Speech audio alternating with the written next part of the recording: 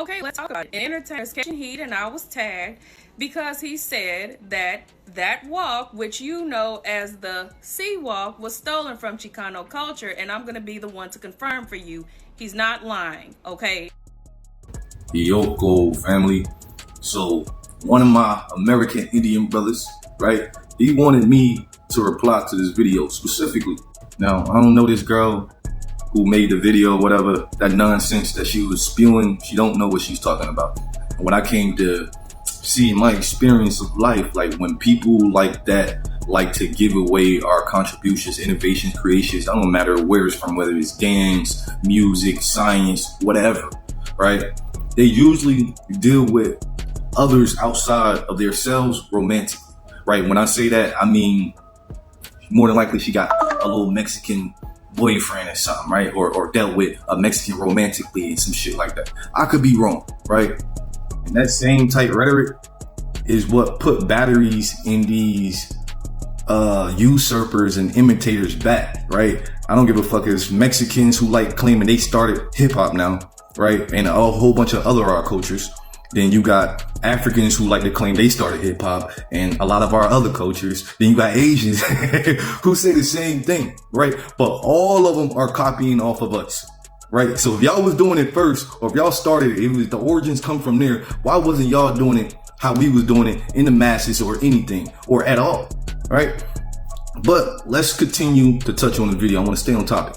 And one of the first things she said that was wrong is that Crips started in the 70s. Hey, baby, Google don't tell you everything. You feel me? That's cap. That's cap. It was the mid 60s to late 60s, right? You got to talk to people who got that type of knowledge. You don't know, shawty. Then the second thing, which is probably the most important thing, is that in this video, that the sea walk didn't come from no fucking Chicanos. You tripping. You big tripping. Now, a couple years back, I did see a video of DJ Quick, who's a blood and not a Crip, talking about how I was assuming that he was talking about the B-hop, because he couldn't be talking about the sea walk, that the B-hop comes from the Mexican hat dance. Maybe so. You gotta have a Damu come up here to tell you. I can't speak on that. But what I can speak on is the sea walk, right? So I'm gonna play you a video where it comes from, then after that, I'll be right back. Give you the talent that we hope you're going to produce in your next show. The young man that I'm going to introduce to you. Make sure y'all read all of this, right? In fact, I know he'll be a I put on the screen for you. Should be an inspiration to us all. Introducing at this time, Crip Hurd. Take it away, Crip.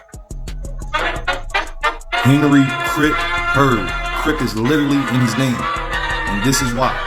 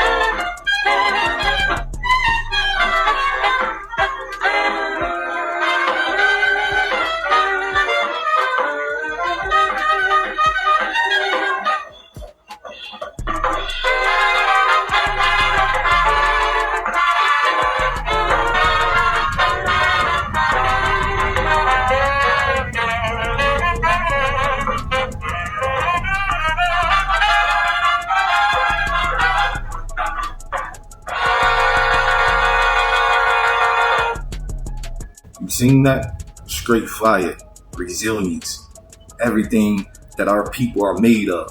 There was Henry Crip Hurd, right? The originator of the sea walk. What's wrong with you?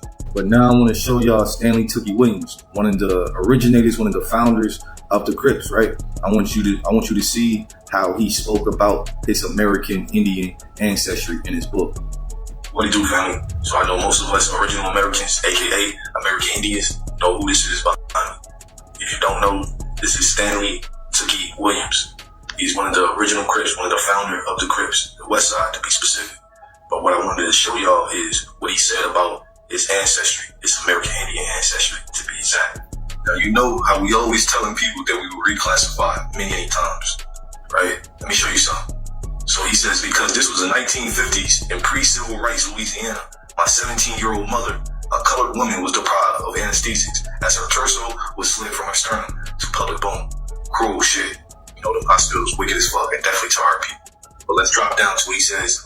But I've always felt that the real adversity fell on my teenage mother because of her station in life. A black woman living in the South with very little money. Now let's take a look part of how he described her. Prior to my mother's pregnancy, she was well known as a track star. Her genes passed down to me. I could outrun my peers and many older youth. Standing at 5 feet 2 inches, she was a vision of loveliness with chocolate-hued skin and a shapely physique and long, silky black hair. We not done. Let's talk about grandma real quick. He said this would stop after Walter hit a rock that smashed into my forehead. Blood gushed everywhere. My grandmother, mama, simply patched me up with some beech nut chewing tobacco, a trusted home remedy, and I was good as new. My stickball days were over. Now, that is an American Indian remedy. Most of the remedies you see today, definitely in the Americas, come from us and our people and our American Indian ancestors. Let's continue though. He went on to say, if you ever seen Beverly Hillbillies and a woman called Granny, you have a pretty good notion about Mama's stature and style of dress. A beautiful Cherokee Indian. She was 5 feet tall, about 90 pounds, with whitish gray shoulder-length hair and a copper penny skin tone. They say we copper color Indians, right? Right. This is the last thing, y'all. Now at the bottom, he said, I relish Mama's home-cooked meals, especially her gumbo and sweet potato pie. The gumbo consisted of crabs, shrimps, oysters, clams, crawdads, chicken, mild and hot link sausages, okra, and gumbo filet. The taste was heavenly, etched forever in my taste buds. Her sweet potato pies were better than any store pies I ever tasted. And for y'all that don't know, sweet potato is indigenous to the Americas, just like yams. Then he said, there were times when Mama would fall silent. The mention of my grandfather inevitably stopped her. He was a huge, muscular, loving, and pensive man who worked tirelessly on the railroad and held other jobs to support his family. He passed from overexhaustion. He worked himself to DEATH. He left behind no pictures of himself. He didn't like taking them. My mother said he would fight you if you tried to take a picture of him. Often my mother would tell me, if you want to know what your granddad looked like or your grandfather looked like, just look in the mirror. Since he loved Mama as I did, there was no doubt I would have loved him too. Oh shit, I didn't even know y'all can see it, but this is the part I was reading, y'all. Wait, don't they call this Indian braids? Right? The same braids that our grandmas wore growing up, and a lot of us, you feel me? They styled our hair into that shit.